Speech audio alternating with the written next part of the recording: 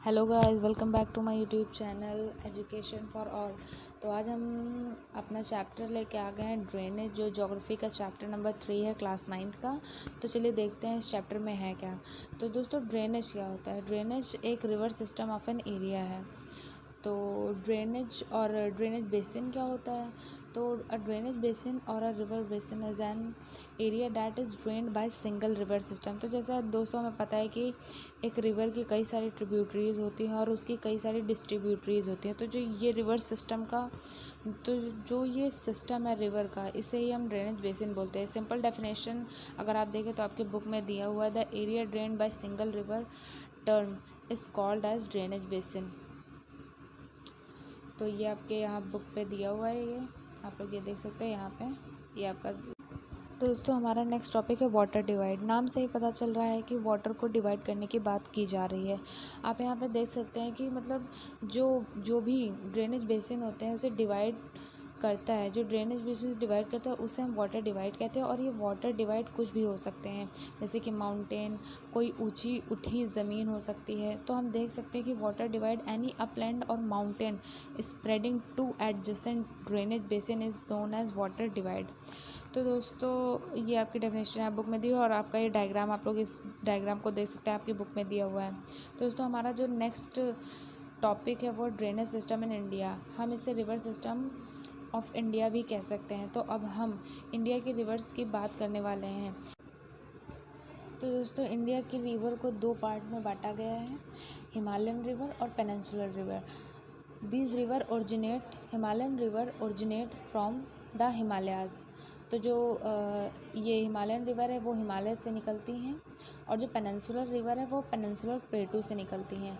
एक ये डिफरेंस है। दूसरा डिफरेंस ये है, हिमालय रिवर आर पेरेनियल, मतलब ये सालों साल इनमें पानी रहता है, क्योंकि इन्हें दो जगह से पानी मिलता है। एक तो जो बारिश का पानी होता है वो, और दूसरा जो पहाड़ों पे ग्लेशियर पिघलता है, उससे ये रिवर कभी खाली नहीं रहती, उनमें हमेशा पानी रहता है। तो ये हिमालयन रिवर का सेकंड पॉइंट है। और पेनिनसुलर रिवर का है, वो जो मतलब पेनिनसुलर रिवर होती हैं वो सीजनल रिवर्स होती हैं, कुछ महीनों के लिए ही उनमें पानी रहता है। खासकर महीना जो बारिश का होता है उसमें काफ़ी पानी रहता है, और कभी कभी ये सूख भी जाती हैं, तो इनका वाटर लेवल कम हो जाता है। तीसरा जो डिफरेंस है वो ये है कि Himalayan river are long and peninsular river are shorts. तो सबसे पहले हम बात करते हैं हिमालयन रिवर की।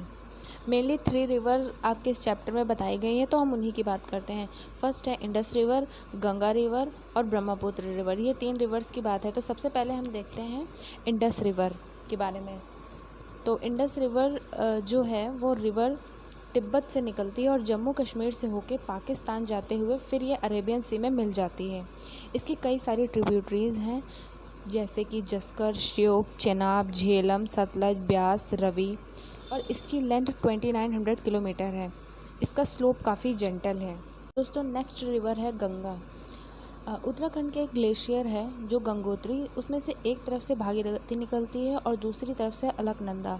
ये दोनों देवप्रयाग में आपस में मिल जाती हैं, और इन दोनों के संगम से ही गंगा बनती है, और ये ईस्ट की तरफ बहती चली जाती है। गंगा रिवर वेस्ट बंगाल में फरक्का नदी से मिल जाती है, और वो बांग्लादेश में चली जाती है, और ब्रह्मपुत्र रिवर से मिल जाती है। इन दोनों रिवर के मिलने से ही मेघना रिवर बनती है, जो कि बांग्लादेश में है। और इन दोनों रिवर के बनने से जो डेल्टा बनता है वह सुंदरबन डेल्टा, जो दुनिया का सबसे बड़ा डेल्टा है। कई सारी ट्रिब्यूटरीज हैं गंगा नदी की, जैसे कि यमुना, घाघरा, गंडक, कोसी, चंबल, बेतवा, सोन। गंगा की टोटल लेंथ 2500 किलोमीटर है। तो दोस्तों, ये रिवर आप लोग अपने मैप पे देख सकते हैं। ये यहाँ पे गंगा रिवर है, उत्तराखंड से निकली हुई है, और इसके कई सारी। तो दोस्तों, जो नॉर्दर्न इंडिया का एग्रीकल्चर है वो गंगा रिवर पे ही डिपेंड करता है। नेक्स्ट रिवर जो है वो है ब्रह्मपुत्र रिवर। ब्रह्मपुत्र रिवर तिब्बत से आती है, और ये रिवर हिमालयंस के ईस्ट की तरफ से बहती हुई नामचा बरवा से यू टर्न लेके भारत में एंट्री करती है, और ये अरुणाचल प्रदेश से आती है। अरुणाचल प्रदेश में इसे दिहांग के नाम से जानते हैं, और ये बहते हुए आसम में चली जाती है। आसम में ब्रह्मपुत्र बोलते हैं इसे। फिर बांग्लादेश में चली जाती है, वहाँ इसे जमुना के नाम से भी जानते हैं। फिर ये भागीरथी से मिलके बे ऑफ बंगाल में मिल जाती है।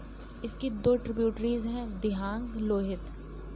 ब्रह्मपुत्र रिवर कई रिवर आइलैंड को फाउंड करती है। हर साल ईस्टर्न स्टेट में बहुत बारिश होती है, जिसके कारण वाटर लेवल बढ़ जाता है। इसकी वजह से असम और बांग्लादेश में लोगों को फ्लड का सामना करना पड़ता है।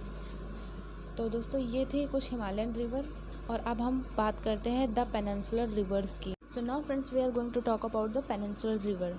जो इंडिया का पेनिनसुलर एरिया है, वहाँ से ये पेनिनसुलर रिवर निकलती हैं। इंडिया के पेनिनसुलर रिवर में ज़्यादातर रिवर वेस्टर्न घाट से निकलती हैं और ईस्ट की साइड फ्लो करती हैं, जैसे कि महानदी, गोदावरी, कृष्णा, कावेरी। नर्मदा और तापी 2 ऐसी बड़ी रिवर हैं जो वेस्ट की तरफ फ्लो करती हैं और ये अपनी एस्चुरीज बनाती हैं। तो अब हम बात करते हैं द नर्मदा बेसिन की। नर्मदा रिवर मध्य प्रदेश के अमरकंटक हिल से निकलती है और वेस्ट की तरफ बहती चली जाती है और फिर गुजरात से होकर वह अरेबियन सी से मिल जाती है। और सेकंड हमारी रिवर है the Tapi river. Tapi river जो है वो सतपुरा रेंज से निकलती है और मध्य प्रदेश में बेटल डिस्ट्रिक्ट है, वहाँ से इसका उद्गम होता है। ये रिवर नर्मदा के पैरेलल फ्लो करती है और महानदी और महाराष्ट्र और गुजरात से होकर अरेबियन सी में गिर जाती है, लेकिन इसकी लेंथ नर्मदा से कम होती है। और दोस्तों कई छोटी छोटी नदियाँ हैं जो वेस्ट की तरफ फ्लो करती हैं, जैसे कि पेरियार, भारतपुछा, माही, साबरमती। तो अब हम बात करेंगे द गोदावरी बेसिन की। ये महाराष्ट्र के नासिक ज़िले से निकलती है और बे ऑफ बंगाल में चली जाती है। ये रिवर इंडिया पेनिनसुलर रीजन की सबसे बड़ी रिवर है। इसकी लेंथ 1500 किलोमीटर है और इसे दक्षिण गंगा भी हम कहते हैं।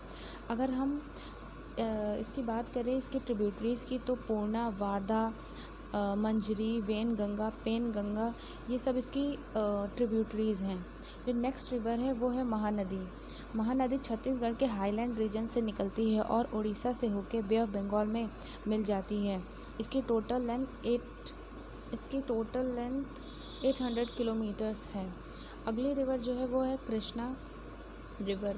कृष्णा रिवर महाबलेश्वर से निकलती है और बे ऑफ बंगाल में मिल जाती है। इसकी ट्रिब्यूटरीज तुंगभद्रा, कोयना, घाटप्रभा, मूसी है और इसकी लेंथ टोटल 1400 किलोमीटर है। नेक्स्ट रिवर है कावेरी रिवर।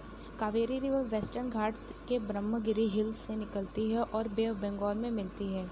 इसकी टोटल लेंथ 760 किलोमीटर है। इसकी ट्रिब्यूटरीज अमरावती, भवानी, हेमा, काबिनी हैं।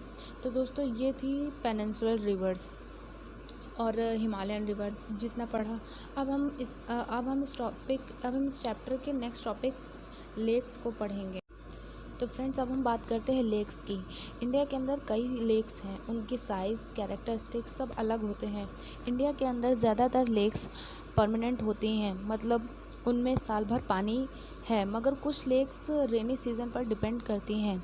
कुछ लेक ग्लेशियर से बनती हैं तो कुछ लेक आर्टिफिशियल ह्यूमन एक्टिविटीज़ से बनती हैं।